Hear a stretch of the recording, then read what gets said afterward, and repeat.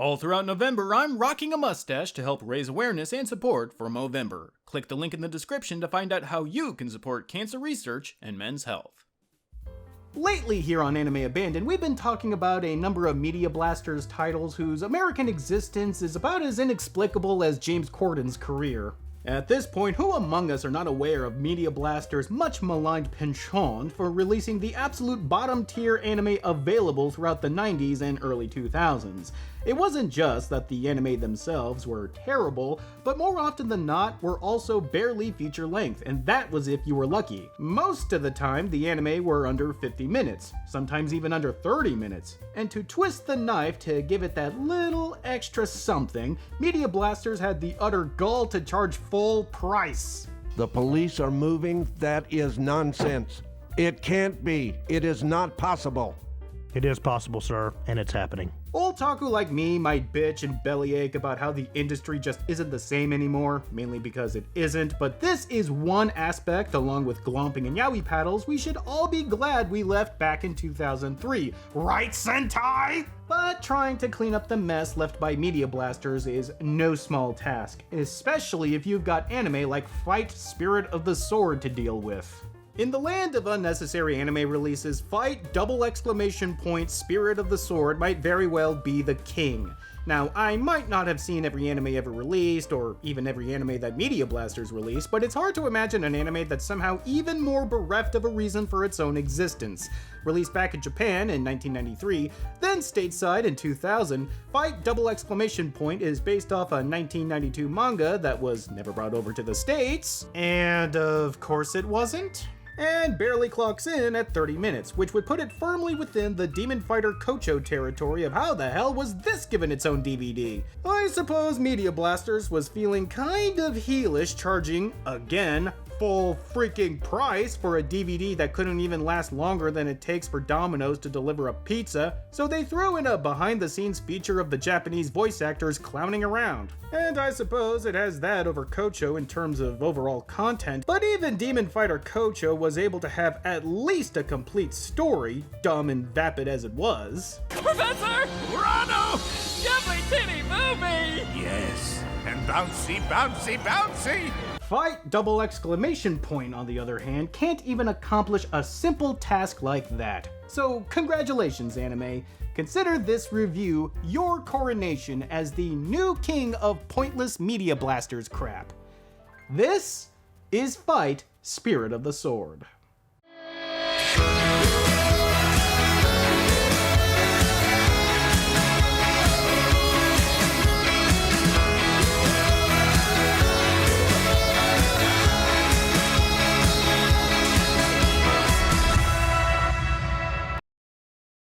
Now, the first thing you might notice upon looking at any given frame of Spirit of the Sword is that it looks like absolute ass. Not so much the animation, which is, passable for the time, but the quality of the video makes it look like a GIF on YTMND. Now, to be fair, a lot of that has to do with the fact that I'm upscaling the footage for 1080p, but I've done that dozens of times over the course of the show, so why does this footage look so terrible then? Well, that's because I'm not working with a typical standard definition source. You see, for some insane reason, the source video was letterboxed to make it look like it's in widescreen format, but they didn't actually animate it in that format, as made evident by the fact that the studio logo is in full screen here. So in essence, I'm not working with a 720 by 480 pixel size video, or even a 640 by 480 pixel size video.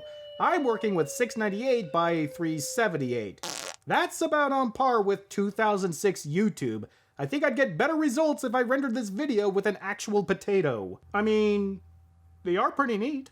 Given that it's only 30 minutes long, it doesn't come as any surprise that the anime is front-loaded to crap and back with a veritable thud of an exposition dump explaining that our hero, Bland-Face Everyman, is a destined warrior tasked with maintaining the balance between heaven and earth, with the aid of the magical sword Chitintai and the blood pressure spiking annoyance of our resident Navi. Oh, shut up. I'm sorry, but has there ever been a small, magical, pixie-like character that wasn't immediately and incessantly obnoxious? I'm waiting. Clunky and lazily written as it is, I can understand why they needed this long exposition dump, but it's not like it makes everything clear, and in fact, it raises more questions than it answers. But we'll get to that when it rears its head in the plot proper. Right now, we need to catch up with Blandface sleeping in. Good thing his alarm is his theme music.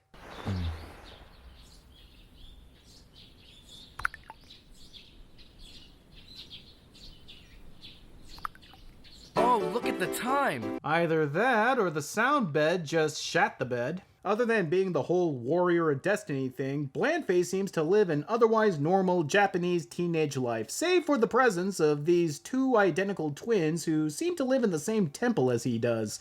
They also seem to be aware of the spiritual realm and know Navi here. So, who the hell are they? They call him Young Master, so they can't be his older brothers, or any other kind of relative for that matter. Unsurprisingly, the anime proper doesn't really go into it. But maybe the behind-the-scenes featurette can help shed some light. これじゃ美形お兄様コンビじゃなくてオカマの夫婦だよ。 Moving on! What's up, Tsukinojo?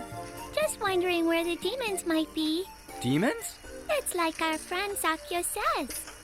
I have to try harder. Ah, yes, a 2000 vintage Media Blasters dub. Unmistakable. Everywhere Navi looks, she seems to find a demon, especially those suspicious-looking amateur painters. Always up to something, aren't they? But even magical warriors of destiny tasked with the enormous responsibility of maintaining the celestial and corporeal planes can't abide by annoying bullshit forever, and he tells her to piss off and winds up nearly crashing into an old man. Blandface gets a wet seat on his pants for his trouble, and the old man gets the jade charm that houses the spirit of Navi to sell at his pawn shop. Fair trade, I should say. Now, here is where the anime goes completely off the rails and machine guns a torrent of lines and scenes that make absolutely no sense whatsoever.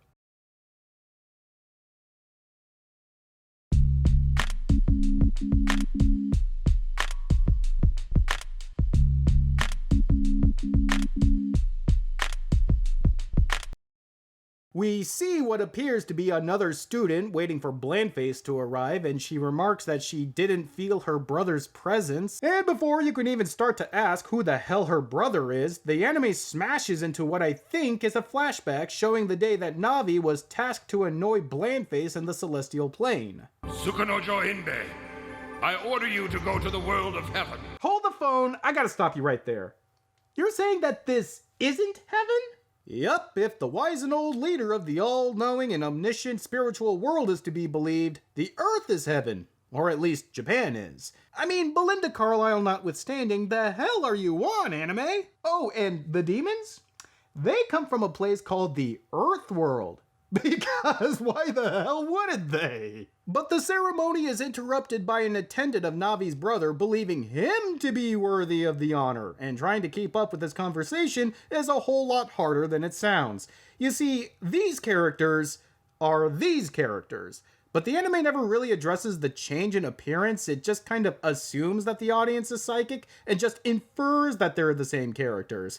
Making matters worse is that they refer to themselves with different names. Himeno, what do you think could have happened? I am Arare, aide to Master Yuki Nojo. This would all be confusing enough as it is, but the real kicker is that they're all dudes. Master Yuki Nojo is the most suitable person for the role, sir.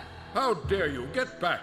It is tradition that the oldest son fulfill the role of protector. Honest to God, when I first watched this anime, I had no idea who they were referring to, and just thought that maybe they were talking about characters we hadn't met yet. At first, I thought it was Media Blasters being really lazy with another transliterated script, which would go a long way to explain the heaven/earthworld nonsense, but it seems that these characters were intended to be male, but just played by women if the original Japanese dub were any indication, which says to me that most likely this was a Shonen Ai manga. I mean, it looks like one. これじゃ美形お兄様コンビじゃなくてオカマの夫婦だよ。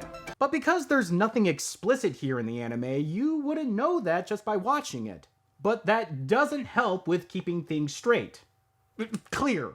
Even if it was just a creative decision that Media Blasters followed through on their side of the dub, the fact that these characters change appearances and names without proper explanation but still refer to themselves as if nothing changed at all is head-spinning. The only visual clue you get is a blink and you miss it moment when they astral project outside of their bodies and they briefly show their original form. That is, if you can make it out from the terrible transfer and the shoddy line and color work. Good God, can you imagine the shitstorm if this came out today? Maybe Anitube would finally have a new punching bag and stop flogging the High Guardian Spice dead horse. Gee, do people not like High Guardian Spice? I can't tell. So, bottom line, Navi has a brother and is super jelly, I think. So along with his attendant, they both take on female guises and sneak off to heaven because, lest we forget, this is supposed to be heaven so that they can plot their revenge in the shadows. Meanwhile, the anime itself can't sit in one place for more than 2 minutes without wanting to have a flashback as Blandface suddenly realizes he doesn't have the Jade Charm and races back while he remembers his dad giving him Chitintai, only to flash forward to the present to flash back again to the time he first unsheathed the sword. It's really hard to show the erratically paced and told plotline in a review like this, but trust me, this anime feels like it was edited on shuffle mode. So, if you haven't swallowed your tongue by now, you're probably wondering how Blandface is going to find Navi.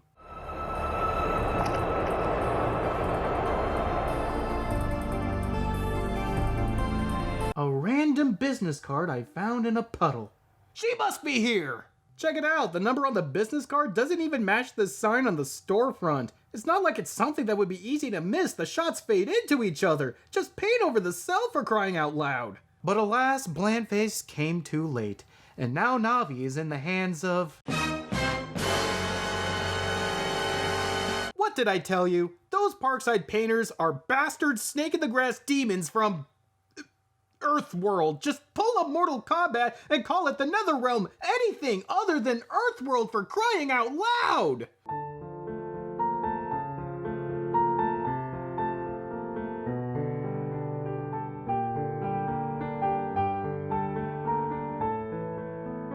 It was either I make that reference or a Eurythmics reference.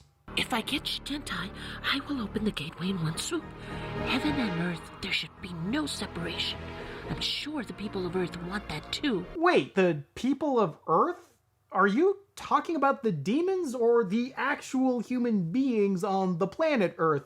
Because I thought the Earth, the real Earth, is supposed to be heaven, and hell is the Earth world, but... Finally, we arrive at the showdown between Blandface and nameless park painter that's actually a demon. Get your tickets now, folks, because this is going to be one hell of a slobber knocker.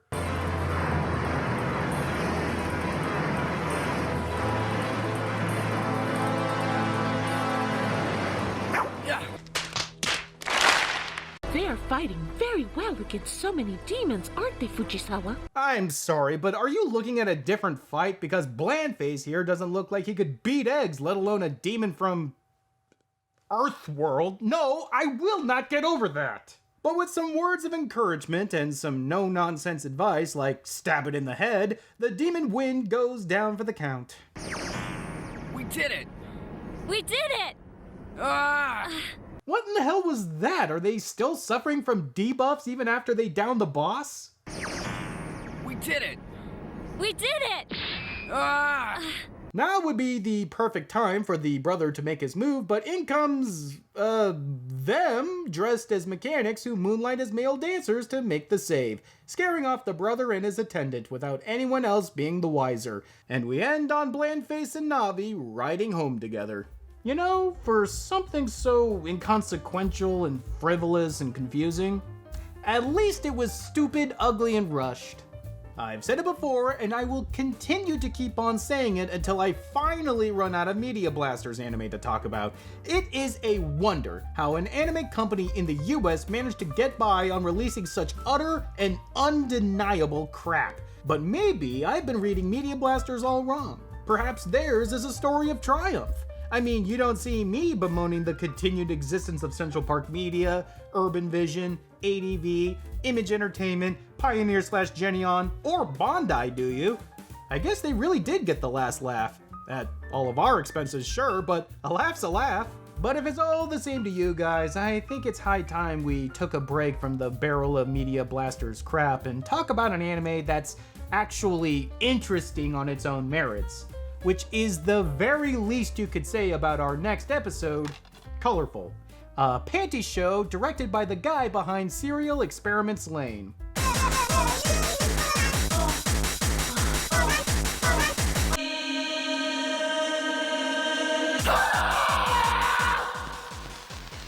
I hope you packed your bags because we're going on a trip. Till next time.